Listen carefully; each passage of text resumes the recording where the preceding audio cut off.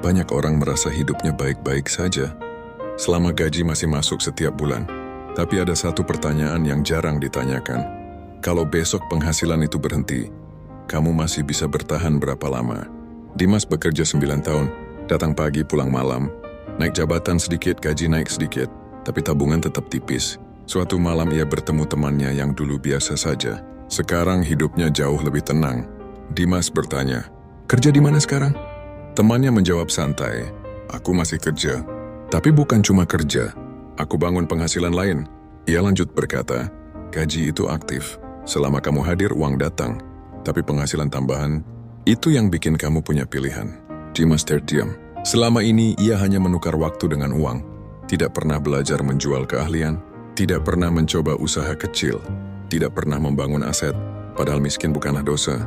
Yang berbahaya adalah merasa cukup padahal rapuh. Kamu tidak harus langsung jadi pengusaha besar. Mulai dari kecil, belajar sesuatu yang bisa menghasilkan. Bangun perlahan. Karena kebebasan bukan datang dari gaji besar, Tapi dari punya lebih dari satu sumber penghasilan. Kalau hari ini kamu masih bergantung pada satu pintu, mungkin sudah waktunya membuka pintu yang lain. Banyak orang merasa hidupnya baik-baik saja selama gaji masih masuk setiap bulan.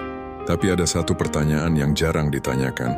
Kalau besok penghasilan itu berhenti, kamu masih bisa bertahan berapa lama?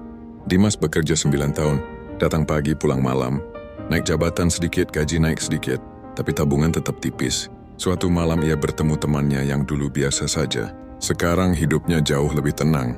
Dimas bertanya, "Kerja di mana sekarang?"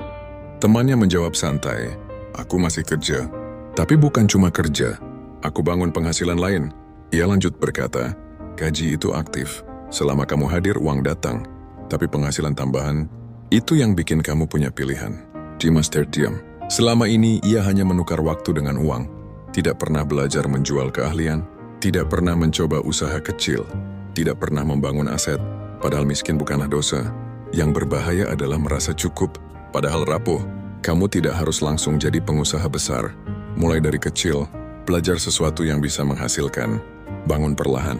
karena kebebasan bukan datang dari gaji besar, Tapi dari punya lebih dari satu sumber penghasilan. Kalau hari ini kamu masih bergantung pada satu pintu, mungkin sudah waktunya membuka pintu yang lain.